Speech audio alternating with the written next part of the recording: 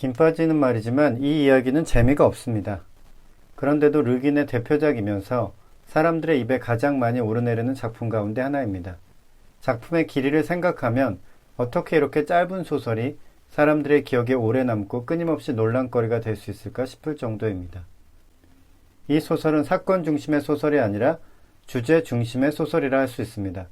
소설이 다루는 주제는 무한하지 않습니다. 마치 MBTI가 16가지 유형으로 사람의 성격을 분류하듯 문학에서 반복해서 다뤄지는 대표적인 주제 역시 그렇게 많지는 않습니다.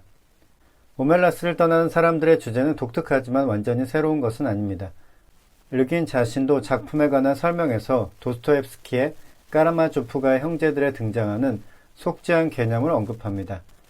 한 사람의 고통을 대가로 지속되는 수많은 사람의 행복이 과연 정당한가 하는 오래된 질문을 주제로 다루고 있습니다. 오멜라스는 인간이 상상할 수 있는 가장 아름답고 살기 좋고 평화로운 도시입니다. 마약에 취한 사람들이 느끼는 황홀경을 맨정신으로 누리며 살아갈 수 있는 도시라고 할 수 있습니다. 그렇다고 사람들이 타락한 것도 아닙니다. 무기력한 활락에 빠져있는 것도 아니고 오히려 활기가 넘칩니다.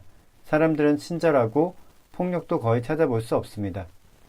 그런데 이상한 것이 하나 있습니다. 그곳에는 어린아이 하나가 감금되어 있습니다. 아이는 벌거벗은 채 갇혀 있으며 전혀 인간다운 대접을 받지 못하고 최소한의 음식만 먹으며 연명합니다. 더 끔찍한 것은 그 아이를 구출해서 정상적인 삶을 살도록 해줄 수 없다는 것입니다. 오멜라스의 평화와 행복이 그 아이의 불행을 대가로 유지되고 있기 때문입니다. 일종의 계약과도 같습니다. 오멜라스 사람들이 그 아이의 존재를 모르지 않습니다. 일정한 나이가 되면 아이가 갇혀있는 곳을 찾아가 그 모습을 직접 보게 됩니다. 그리고 자신들이 누리는 행복과 오멜라스의 번영이 그 아이의 불행과 연결되어 있다는 사실을 알게 됩니다. 많은 사람은 처음엔 충격을 받지만 결국 그 사실을 받아들이고 오멜라스에서 계속 살아갑니다. 하지만 어떤 사람들은 아이의 모습을 잊지 못합니다. 자신들이 누리는 평화와 행복이 그 처참한 삶 위에 세워져 있다는 사실을 견디지 못하고 결국 오멜라스를 떠납니다. 르균이 던지는 질문은 명료합니다. 우리의 행복이 누군가의 불행에 기반을 두고 있다면 우리는 그 행복을 계속 누려도 되는가? 그런데 소설은 이 질문에 간단한 답을 주진 않습니다. 오멜라스의 구조가 너무나 견고하고 그것을 무너뜨렸을 때 벌어질 결과를 감당할 수 없다면 쉽게 개혁을 시도하기 어렵습니다. 그렇다고 그 사실을 알면서 아무 일도 없다는 듯 살아가는 것도 견디기 어렵습니다. 그래서 어떤 사람들은 아이를 구하지도 못하고 오멜라스를 변화시키지도 못한 채 그저 도시를 떠납니다. 그렇다면 떠나는 것이 과연 옳은 선택일까요? 적어도 그들은 다른 사람의 희생을 대가로 얻은 행복을 더 이상 자신의 것으로 받아들이지 않습니다. 하지만 아이는 여전히 그곳에 남아 있습니다. 이 점에서 오멜라스를 떠나는 사람들의 선택은 분명한 해결책이라기보다 부당한 세계에 참여하지 않겠다는 일종의 거부에 가깝습니다. 르기는 그 선택이 충분한지 우리에게 묻는 것 같습니다.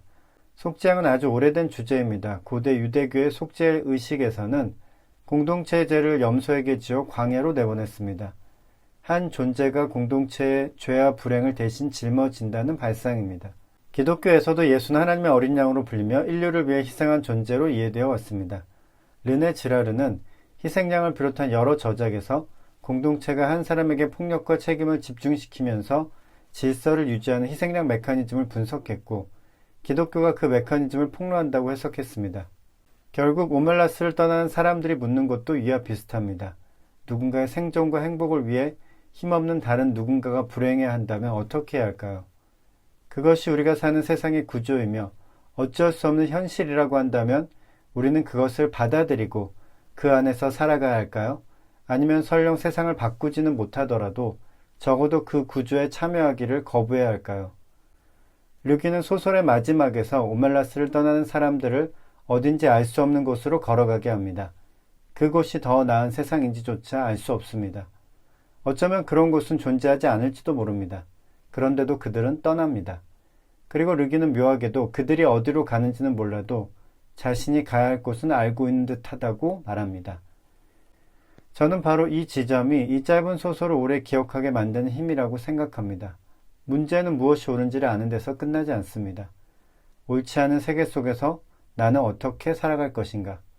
오멜라스를 떠나는 사람들은 결국 그 질문을 독자에게 남깁니다.